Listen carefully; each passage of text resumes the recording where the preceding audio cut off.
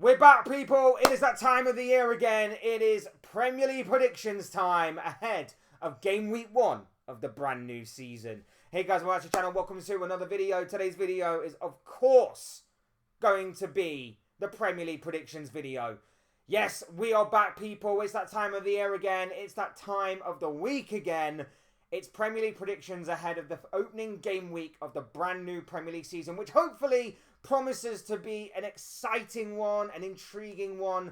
Should just be another brilliant season ahead, I would imagine. Of course, these are the videos where I talk about the games ahead. I try and analyse them, and obviously I try and give my predictions on how I think each and every single game will go. And obviously, to add more to this year, I am going to try and keep score as best I can on these videos. 3 points if I get the correct score. 1 point if I get the result but not the scoreline. And 0 points for just getting it completely wrong. There's probably going to be plenty of zeros across the board, but it's all a bit of fun. So let's get into it. But before we do, would like to remind you all to please like the video and also subscribe if you are new. Both things will always and forever be greatly appreciated. I also encourage you to get involved in the comment section. Your thoughts, comments, opinions, predictions, feelings, whatever you want to call it, will make for great and interesting reading, I'm sure. But mainly, of course, your predictions. Because after all, this is a Premier League predictions video, people. Where would it be without predictions? Sound good? Great. Now, let's get on with things, shall we? Let's talk about the opening game week of the brand new season, and we're kicking things off with Friday night's game, the game that's going to start a new chapter in the history of the Premier League. We are at Anfield for Liverpool, the defending Premier League champions, taking on Bournemouth. Look, I've gone 3-1, as you can tell right here. I am not expecting an easy game. I'm not expecting it to be smooth sailing for Liverpool. I think on Sunday it kind of proved that despite the incredible spending spree that Liverpool have been on this summer, there are still a few things that need to be ironed out, and there are still a few weaknesses that Bournemouth can definitely look to exploit. However, I am going for Liverpool just to completely outscore Bournemouth in this scenario. I think they are a very good side, Bournemouth. We obviously saw that last season. Andoni Iraola did a fantastic job with the Cherries last year. Had to overcome so many other things and obviously was progressing very well. And there was even talk of Europe at some point before the unfortunate decline towards the end of the season. Are they going to remain consistent? Are they going to progress? Or are they going to decline this season? Those are really the questions, obviously. I mean, it sounds obvious when I put it like that, but you get my point. We are obviously going to be seeing a new backline at Bournemouth. They had a lot of interchange and a lot of change in personnel and squad-wise in terms of the transfers that they took place this season. So it is going to be interesting to see if that defence will gel together, if that defence will work together. There are going to probably be some things themselves that need to be ironed out. And I think Liverpool can take advantage of that. So I am going for 3-1 to Liverpool. I am thinking that Liverpool will get their Premier League defence off to the perfect start, and they will get the job done on Friday night. Moving on to the first lunchtime game of the season, and it comes from Villa Park, where Aston Villa will take on Newcastle. Newcastle in all sorts of trouble and issues going on off the pitch, mainly with the Magpies. I don't think they've had a great pre-season either, and that could obviously play into Aston Villa's hands. Now, Aston Villa, of course, going through some things of themselves, then don't seem exactly how they obviously should be, but maybe that's just a little bit of early season rustiness from them. It's going to be an interesting battle, though. This one should throw up a very interesting battle and a very interesting game. I'm going with Aston Villa to win 2-1. Mainly the home advantage. I still think Newcastle, even with Alexander Isak not being there, still will pose a bit of a threat, but they could be a little bit toothless up front without Isak and without a proper striker, in all honesty. So it's going to be interesting to see what the lineup is going to be like for Newcastle going forward. Do they drop Anthony Gordon up front? Do they play Harvey Barnes up front? Do they go out with Alanga? Someone like that, maybe. I'm not 100% sure. Maybe they stick a target man up there like Joelinton, maybe. Although then they will lose so much in midfield. There's a lot of interesting things that could go on with Newcastle. I'm not 100% sure which way they'll go. But for Villa, like I say, I think Villa will fancy their chances. I think Villa will certainly fancy themselves being the home team, getting off to the perfect start of the season, and of course with Newcastle's off the pitch issues and not having a striker or a recognised striker at least up front, it could mean that Aston Villa certainly do get the victory here. So I'm going with Aston Villa, but again, this one could be a very, very difficult game for both sides. Moving on, we're going to say Bournemouth. Brighton taking on Fulham is one of the 3 o'clock games on Saturday, and I've gone with a 2-1 win to Brighton. Now, Brighton normally start off the season like a greyhound out of a trap. They normally do perform very, very well in the opening few weeks of the season, and I'm expecting that to continue. They are a team to watch this season, I think, Brighton, in terms of breaking into some sort of European football place. I do think that they are a team that everybody should be taking note of. There always does seem to be a surprise package every year, and Brighton could certainly be that team. I think another year under their new manager, Fabian Herzler. Obviously, I know they've lost João Pedro and they could be losing Carlos Baleba between now and the end of the transfer window, but they obviously do have a very good squad that obviously has had a lot of homework done on it in the past, because they are able to simply put in a replacement for a big name player that they sell for big money at the drop of a hat, and he fits in seamlessly. 9 times out of 10, he fits in seamlessly. So it is a big deal for Brighton. It is a big deal for Fulham as well. Been a very, very quiet summer for Fulham. A very quiet summer for Fulham. I'm not 100% sure why. Maybe some Fulham fans, maybe in the comments, can tell me why that is. But there's been very little to no activity when it comes to the ins and outs of Craven Cottage, which, as I said in my Premier League predictions video, could be a good thing in terms of the squad continue to gel together. They continue to obviously understand each other a lot more, but it also could lead to a bit of staleness. I'm going with Brighton, again, home team, and also, like I say, they normally do fly out the traps very early. I'm going with Brighton, but don't rule out Fulham. We know how awkward they can be, but I just think that Brighton will get the job done. It's always difficult to predict game week 1, isn't it? Always difficult to predict game week 1. Moving on, Stadium of Light returns to the Premier League for the first time in years as Sunderland are taking on West Ham United. Big game this one. You never really want to get a newly promoted side away from home on the opening day of the season. But, unfortunately for West Ham, they've kind of drawn that straw. I'm sure the Sunderland fans are going to be in full voice and in good spirit, having obviously returned to the Premier League at the end of last season with obviously their triumph in the playoffs. And it's going to be a big season. There's already a lot of optimism going into this season for Sunderland, having had a very busy transfer window. A lot of incomings, a lot of interesting incomings as well, in terms of the likes of Granit Xhaka and some Premier League experience in there with Arthur Masuaku and a couple of other names that are floating around Sunderland right now. There's a few experience in there. There's a few question marks in there of unproven players, but they've spent a lot of money. They are really going for it, and I think the Premier League is going to benefit from having Sunderland back. And I do hope that, fingers crossed, we can break this trend of all the newly promoted clubs coming up to go straight back down again. It's happened for the past couple of years in a row. Fingers crossed it doesn't happen again.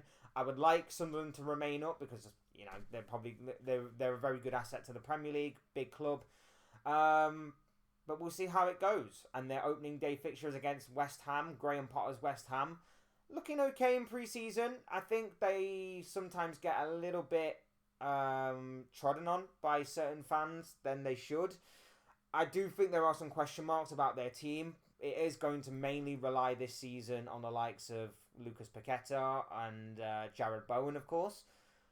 But in terms of this game, it's going to be an interesting one to call. I'm going for a draw. I think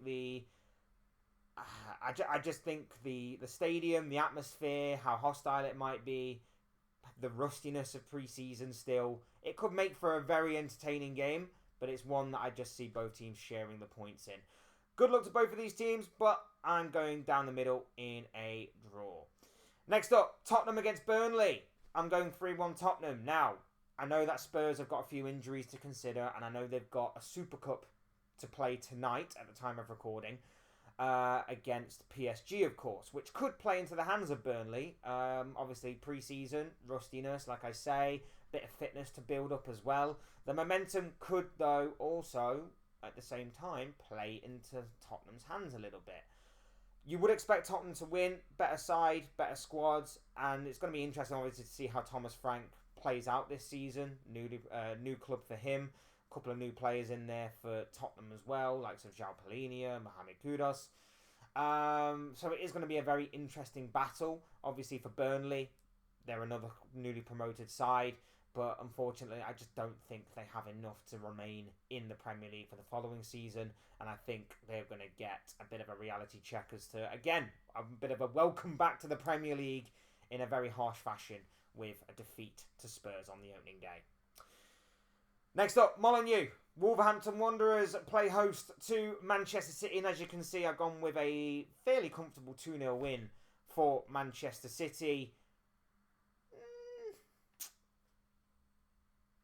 Again, it's not out of the realms of possibility for Wolves to maybe get something from the game. We know that they can prove to be a bit of a bogey side for most of the top sides in the Premier League. I just wonder about goals for them. I just wonder about them stopping the likes of Erling Haaland and Ryan Shirky and Phil Foden and Reinders and whoever else you can name that Manchester City have at their disposal. I know obviously there's a lot of question marks surrounding Manchester City too. Are they going to be stronger than they were last year in a defensive manner? Are they going to be more creative this time around? Do they have more players to chip in with goals other than Erling Haaland? There's a few things to iron out there for Man City, but I think on the opening day, I think it is somewhat more predictable than most, with all due respect to Wolves, that Man City will get the job done. 2-0 City, 2-0 Guardiola is what I'm going for there. And we're now moving on to Sunday's games. And first and foremost, we have Chelsea taking on Crystal Palace in a sort of London derby of sorts. Chelsea taking on the newly crowned Community Shield winners. I'm going 3-1 Chelsea. I just think Chelsea have got a bit of something about them. They've got a bit of zip so far this pre-season, and maybe that has something to do with the fact that the Club World Cup was taking place for them and they were taking that seriously. Maybe that kind of momentum has carried over into the kind of mini pre-season they had before obviously jumping straight into the league action. I just think they've got something this year, Chelsea, that I think, may put them in good stead to have a very, very good season. I still think there are a couple of question marks. I still think the fatigue factor of playing in that competition midsummer may come into play later on down the line, along with playing Champions League football. And in all honesty, I'm not entirely convinced by their goalkeeper still, or their defence for that matter. So I do think Palace will get a bit of luck here. But it will be interesting on the Palace front as well. Will Eberechi Eze be in the squads? That release clause that he has reportedly runs out on Friday, and he's currently in a bit of a tug of war right now with Arsenal and Tottenham. So it's going to be interesting to see what happens and what plays out with Eberechi Eze going forward.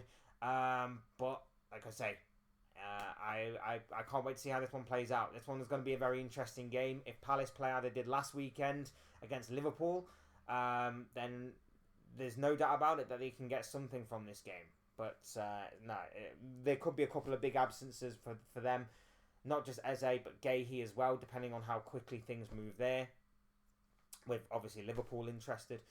But for Chelsea, look, new signings, new excitement, new optimism. I'm going for Chelsea to get the job done at Stamford Bridge at home on Sunday. Next up, Nottingham Forest taking on Brentford, and I've gone with a 1-1 draw. Now, it's been a pretty poor summer for both of these teams, really, in terms of, for Forest, their pre-season hasn't exactly gone to plan. I think they've only scored 1 goal in pre-season. And for Brentford, they've obviously lost a number of key players. Now, I know they have brought in a few, but there are some question marks over them. Are they going to be proven in the Premier League? They're a bit of a roll of the dice. They're a bit of a gamble. Their scouting system, their technology sort of network is going to be really put to the test this year, especially with the new manager as well. It's going to be an interesting season for Brentford. But I do think they will get an okay start to the season. Not amazing, but not anything poor either. I do think it will be a draw. I am anticipating a very good game here. I am anticipating a very intriguing sort of end-to-end game in which both teams just go for it, go for the kill kind of thing. But I don't know if the quality of finishing will be quite there, which is why I have gone for a kind of low-scoring affair. 1-1. Both teams share a point to kick off their seasons. Next up, the penultimate game. We're jumping ahead a little bit to Monday night's game, and Ellen Road is back in the Premier League as Leeds United take on Everton. And as you can see, I've gone for a bit of a goals galore type of game of 2-2. Now, for Leeds, again, Daniel Farke, it's going to be very interesting to see how he progresses. Obviously, he has experience of being in the Premier League from his time at, Norwich from years and years ago. It's going to be interesting to see how he progresses, how he advances. It's been a bit of an active summer for Leeds, with a few new signings, of course. Again, question marks over whether or not they're going to be strong enough, whether or not they're going to have the depth, whether or not they're going to have the killer instinct when it matters most, mainly scoring goals and obviously trying to keep them out on the other end. So it's going to be very difficult for Leeds, but I think if they are to survive, and it may sound a bit cliche, they're going to have to make Ellen Road an absolute fortress again, which they have every capability of doing. They certainly can do that.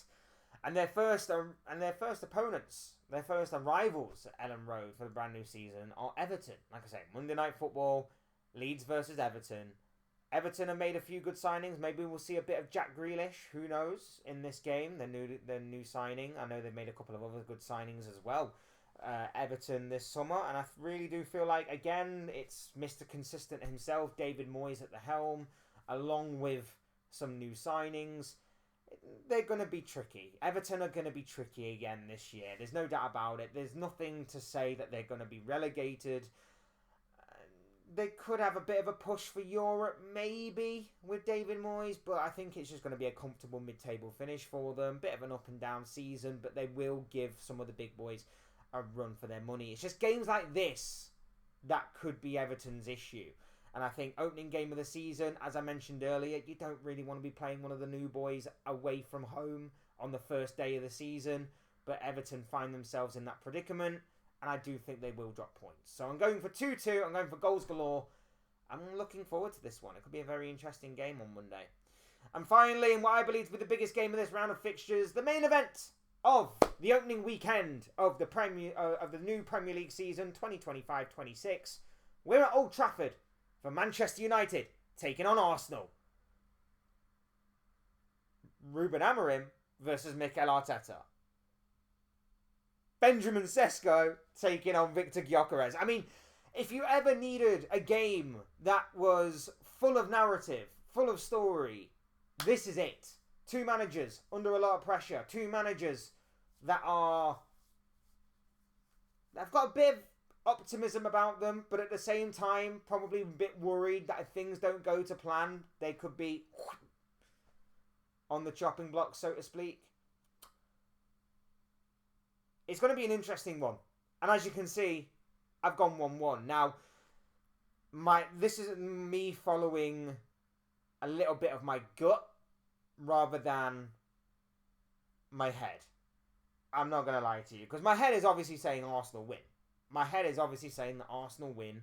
I don't think it will be entirely convincing, but my head is saying that Arsenal will win because they now have a prolific goal scorer that can turn some of those draws that they had last season into wins. And this obviously was a draw last season. Victor Gyökeres will be key for Arsenal.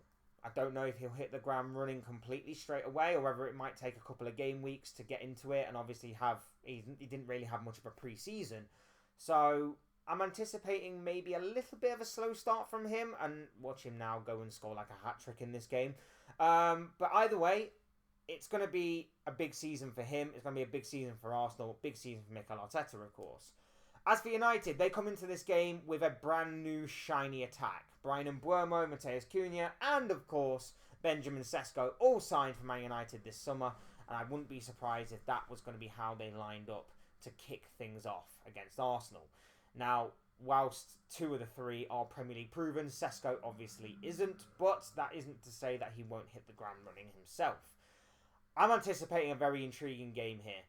I think it's going to be interesting to see how far United have come, and it's going to be interesting to see if Arsenal have learnt from any of the mistakes that they made last season. We know that obviously they've got a couple of new shiny signings in the form of Martin Zubimendi and, like I said, Victor Gyökeres, but have they managed to overcome that mentality of just going out there and being killers right from the start? Not messing around, not trying to do anything fancy, not getting a couple of goals up or whatever and then sitting back and hoping for the best.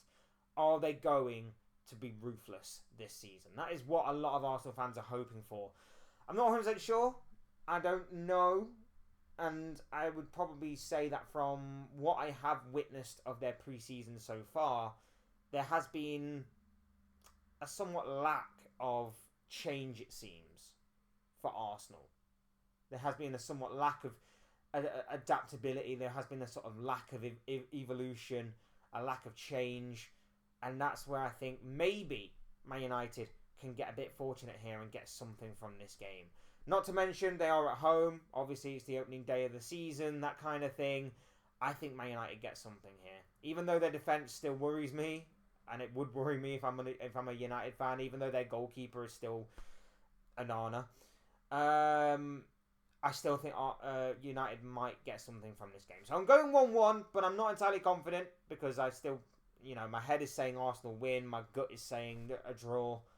I'm going with my gut. I'm sticking with 1-1, and I think Man United and Arsenal will battle for the points and end up sharing them.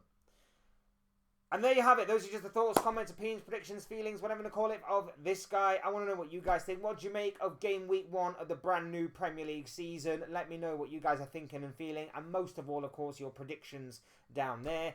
Otherwise, hit the like button on the way up and enjoy the video. Subscribe if you are new or want to see more content like this. Both things will always and forever be greatly appreciated. And as always, thank you all so much for watching and listening. I've been Fletch. This has been another Fletch Talks video / Premier League predictions video. And I will see and speak to you all again soon in another video or live stream or whatever it may be. Cheers, guys. Thanks, everyone, for watching. Take care. Enjoy the rest of your day. Speak to you all again very, very soon.